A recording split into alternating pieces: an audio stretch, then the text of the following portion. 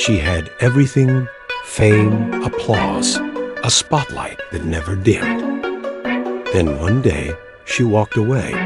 No scandal, no goodbye, just silence.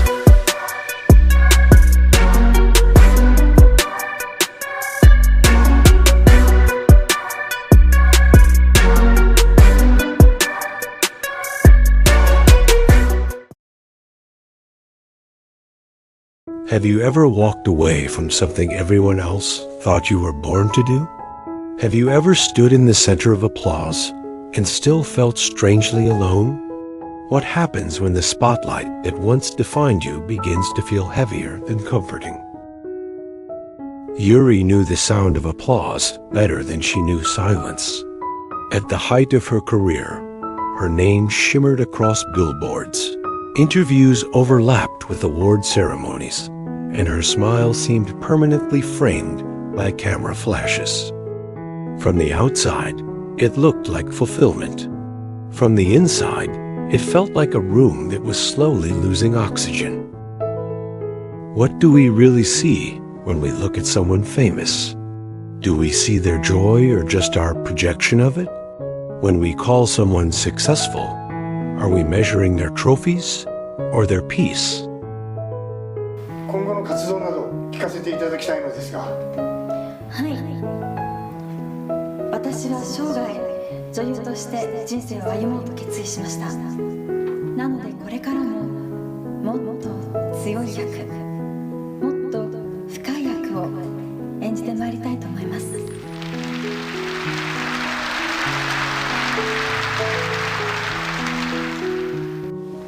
女優復帰おめでとう。Yuri had mastered the art of appearing radiant. She understood how to tilt her chin under studio lights, how to laugh at the right beat during talk shows, how to turn exhaustion into elegance. But somewhere between rehearsed lines and red carpet poses, a quiet question began to follow her home at night. If the cameras disappeared, who would I be? It's a frightening question, isn't it?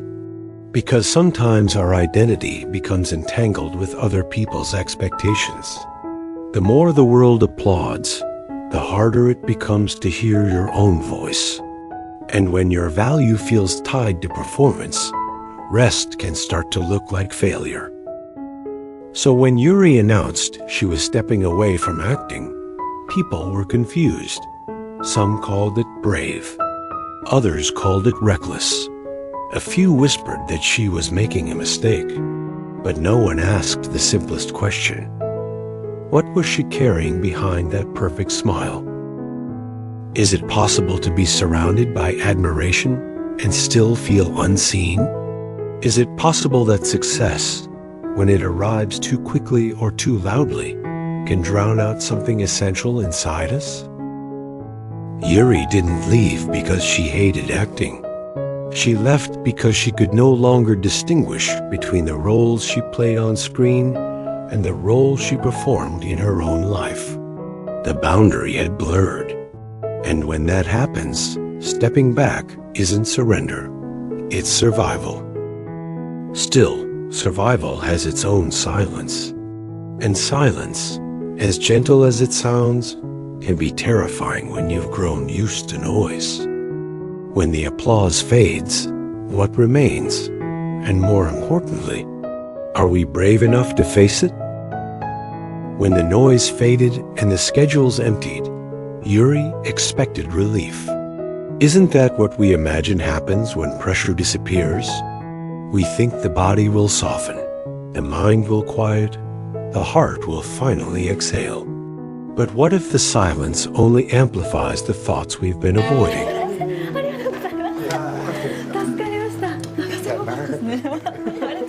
いやー素晴らしかったよ。さすが健在だね。いや今回の役は君にぴったりだ。ありがとうございます。君にオファーをしてよかったよ。こちらこそご期待に添えるように女優として全力で役にぶつかります。クランクアップまで頑張ってね。よろしくね。ありがとうございます。お疲れ様です。In the early days away from the spotlight, she woke up without call sheets, without scripts, without someone telling her where to stand or how to feel. For years, her time had been choreographed down to the minute. Now the hours stretched open, undefined, and freedom, when you're not used to it, can feel suspiciously like loss. Why do we cling to exhaustion as proof that we matter? Why does being needed feel safer than being still? Yuri had told herself she was stepping away to focus on her personal life. That was true, but it wasn't the whole truth. The deeper reason was more fragile.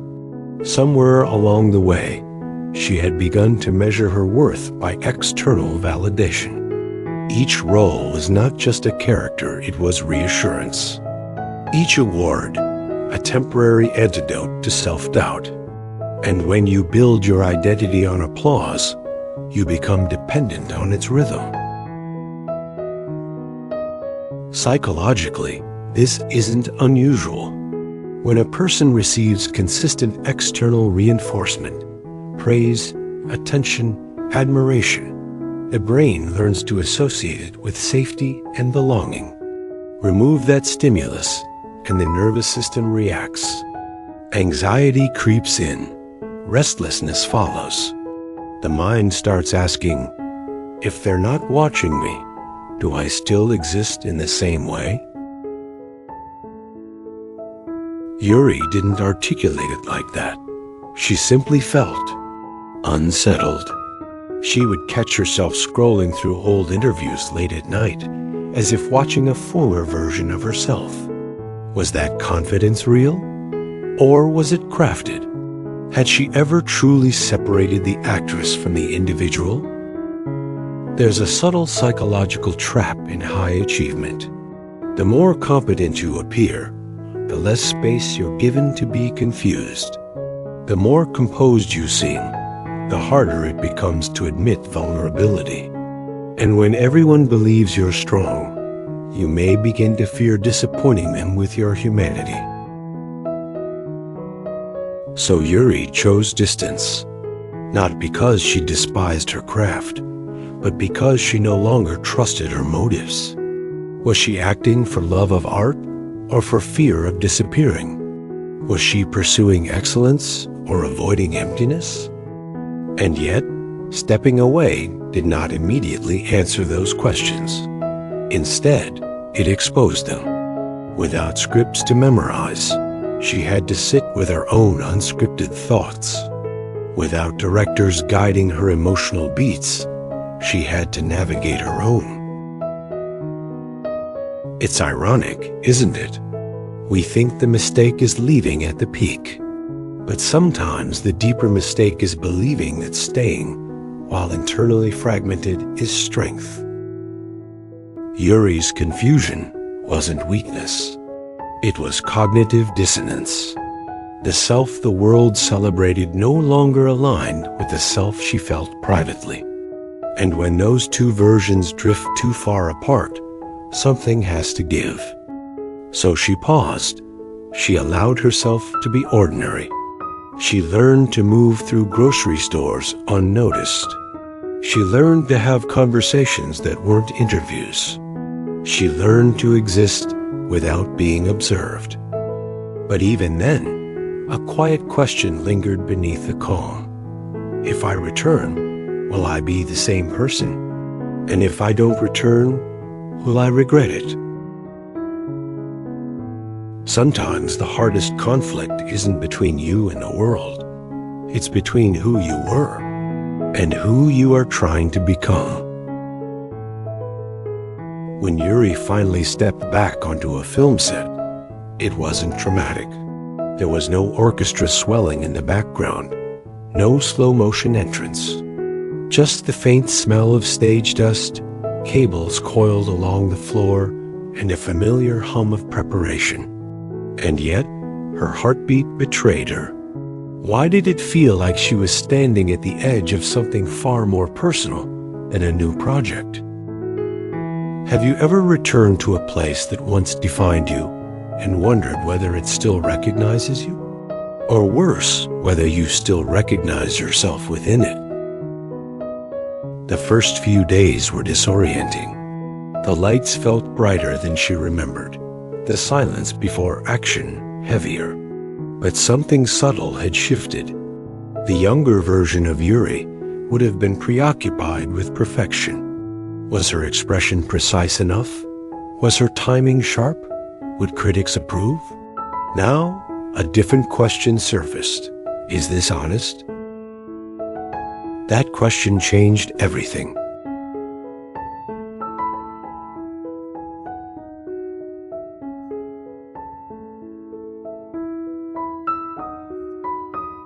There is a moment in personal growth when performance gives way to presence. When you stop asking, "How am I being perceived?" and start asking, "Am I aligned with myself?" For Yuri, that shift didn't happen all at once. It arrived in fragments during a rehearsal when she allowed herself to laugh at a mistake instead of tightening with embarrassment. During a quiet conversation with the director who didn't speak to her as a star, but as a collaborator. During a scene where she felt emotion rise naturally instead of forcing it to impress. Why had she been so afraid before?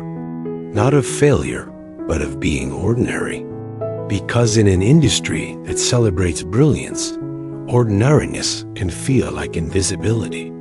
And yet, what if ordinariness is where authenticity begins? The crew's support was not dramatic either. It was steady. A nod of encouragement, a shared joke between takes, a simple, "Take your time." These small gestures carried a message more powerful than applause. You don't have to prove yourself here. And perhaps that was the truth she had been running from. For years, she believed her value was conditional dependent on awards, ratings, reviews. But standing under the lights again, she realized something quietly radical. The spotlight had never been the source of her worth. It had only illuminated what was already there. The climax of her journey was not a triumphant premiere or a standing ovation. It was a private realization, almost invisible from the outside. She understood that she hadn't left acting because she was weak. She had left because she needed to separate who she was from what she did. And now, returning was no longer about reclaiming glory. It was about integrating the two parts of herself that had once felt divided. Can you feel the difference? One version of her sought applause to feel secure. This version creates because she feels secure. There's a profound psychological shift when motivation moves from external validation to intrinsic meaning. When you act not to fill a void, but to express something already whole. In that state, criticism loses its sting, and praise loses its intoxicating power. Both become feedback, not identity. Standing alone after a late rehearsal, Yuri looked at the empty seats in the studio. No cameras flashing, no audience watching, just silence again. But this time, it was not frightening. It was peaceful. And in that quiet, she recognized something simple and enduring. The glory she thought she had lost was never external. It had been her capacity to feel, to grow, to return on her own terms. Was this the comeback everyone expected? Perhaps not. But it was the one she needed. So what does Yuri's return really mean for us, sitting on the other side of the screen? Is it simply a story about an actress reclaiming her career? Or is it something more intimate, more uncomfortably familiar? How many of us have tied our identity to a role? The reliable one, the successful one, the strong one, the funny one. And when life shifts, when we pause, when we fail, when we choose differently, do we secretly fear that without that role, we are somehow diminished? Yuri's journey reminds us of a quiet psychological truth. When we over-identify with performance, we disconnect from presence. We begin living as if we are constantly being evaluated. And in that state, even joy becomes strategic. Even rest feels undeserved. But what if stepping back is not regression? What if confusion is not weakness, but recalibration? What if silence is not emptiness, but space where a more integrated version of ourselves can finally emerge? There is a difference between quitting because you are defeated and pausing because you are evolving. From the outside, the two can look identical. From the inside, they are worlds apart. Yuri did not return to prove that she was still relevant. She returned because she no longer needed to prove it. That distinction changes the emotional temperature of everything. When your work becomes an extension of who you are, rather than a shield protecting who you fear you are not, it transforms from performance into expression. Where in your life are you still performing for approval? Where are you afraid to step back because you worry the applause might not wait for you? And if you did pause, what might you discover about yourself that constant motion has kept hidden? Growth is rarely loud. It does not trend. It does not demand headlines. Sometimes it looks like someone quietly choosing alignment over admiration. Sometimes it looks like returning not to the same place, but as a different person. The glory never truly disappears. Not because success is guaranteed, but because glory was never the applause. It was the courage to evolve. It was the willingness to confront discomfort instead of numbing it with achievement. It was the humility to admit, I need space, and later, the strength to say, I am ready. Perhaps the real second chance is not the opportunity the world gives us. It is the permission we give ourselves. And if Yuri's story lingers with you, maybe it is because somewhere within you, there is also a light waiting not for recognition, not for validation, but for the right moment of self-trust to shine again.